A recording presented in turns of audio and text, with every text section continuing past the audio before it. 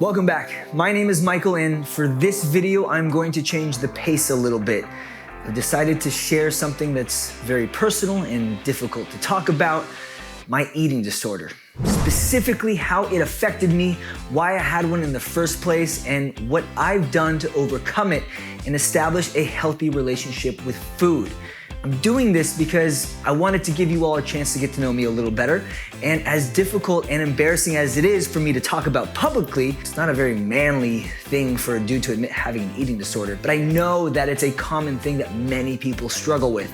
A lot of people don't talk about it, especially men, and perhaps this video will get to someone who needs to hear my story and hopefully better theirs. So if you or someone you know is struggling with something similar, I hope this video finds you well. So I've got this YouTube channel that teaches people how to lose weight, right? So surely I must have my diet on lock and never waver or ever struggle, right? No, not at all. I'm on my own journey, just like everyone else, and mine started off pretty damn rocky.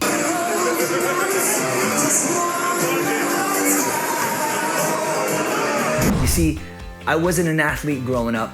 I wasn't on the football team in high school. I was never taught how to eat healthy. I never took care of myself, and quite frankly, I didn't have much love for myself. I didn't realize it at the time, but food was a source of comfort for me. I didn't like the way I felt on a daily basis, and food helped numb that. I thought I'd just enjoy the taste of all the junk food I was taking in, and trust me, I did, but I eventually realized it was so much more than that.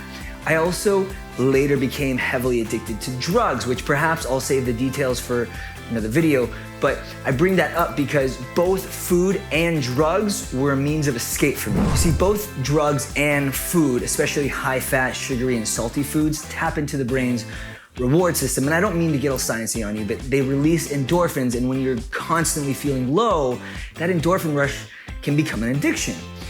But that's not even where my eating disorder began. For me, the real food problems didn't start until I first became interested in losing weight and getting into shape. This quickly turned into an obsession for me. So unarmed with the proper information, I wanted to lose weight as fast as I could. To me, that meant starvation diets and nothing but small amounts of chicken breast and broccoli. Did I start to see some results? Sure, but I wasn't really getting into shape. I was just getting skinny. I was starving all the time, and cravings for anything delicious would get so severe that I would inevitably run to the market and grab boxes of Oreos, cakes, ice cream, fast food, you name it, and eat it all in one sitting until I was sick. And I don't mean physically sick. I could put down copious amounts of food, no problem. This is where the mental sickness became very apparent. I've never said this out loud, but this is where the bulimia began. My obsession with the scale and looking a certain way was so strong that it outweighed the guilt and shame I felt from my binging episodes. This became a weekly pattern, eating enough food to feed a small bird during the week until I couldn't hold out any longer and inevitably binge on everything I was restricting myself from. I hated myself every time I did this. No one knew, of course. I hid behind a smile and the compliments I might get when people would tell me how good I was starting to look. These compliments fueled the obsession even further, and the guilt weighed even heavier because I knew what I was doing to get my results, which, let's be honest, my results weren't anything spectacular. Again, I was just getting skinny, not fit or healthy. So my bulimia was on and off for years. I was constantly losing weight and getting it right back because I had no sustainable approach. Obviously, what I was doing wasn't working. There was no way I was gonna reach my goals this way, but I just couldn't get a grip on my relationship with food. At some point, I realized that if I was going to change my relationship with food, I needed to change my relationship with myself, which in turn would change the way I operated in the world and react to the people, places, and things within it, including food. So the first step to my recovery was to forgive myself when I would binge.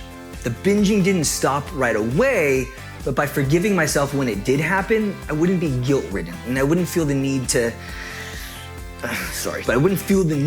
throw it all up. So what? I throw up after lots of meals. However, something eye-opening came out of this. I realized that a single binging episode wouldn't completely derail me from my goals. All of a sudden, it wasn't that big of a deal. We'll get back to that point in a moment. Now, I'm not saying that binging is a good thing. I still needed some work.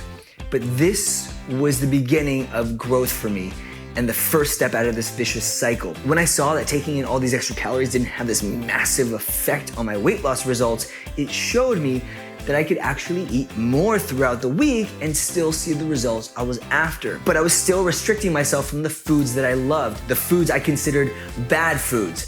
I was still longing for the end of the week where I could have my coveted cheat day and I would eat like it was the last time I would ever see sugar again. Now I was eating enough on the weekends that it was holding me back from my weight loss goals. Guilt started to set back in and I felt like I was doomed to never reach my goals ever. So while I was battling this relationship with food, I was still battling the relationship with myself, my self-confidence, my self-esteem, and quite frankly, my self-centeredness. I was thinking about myself so much that I was getting sick of myself. Now, the first thing I did here was start to direct my thoughts toward others. Not perfectly, but I did the best I could. To my surprise, doing this actually made me feel better about myself. I started to love myself more, and because I had more love for myself, I had more to give away. This was a different kind of cycle, a cycle that I wanted to keep exploring. Now, remember when I said that my binging wasn't a big deal? I started to apply that idea to everything.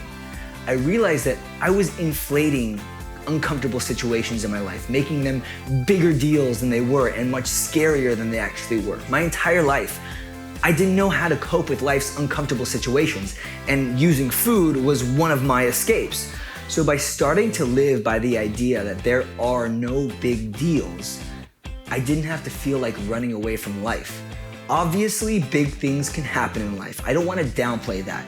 But looking back, I made it through everything. I'm still here today, meaning when life gets uncomfortable, I don't have to be crippled by the fear of approaching it head on. At this point, I started to dive headfirst into my nutrition fitness studies. I still had some of that previous obsession, however, it didn't disappear overnight, and I found myself worrying about what time I ate my meals, had to catch that anabolic window, and make sure I was burning all the extra fat using intermittent fasting.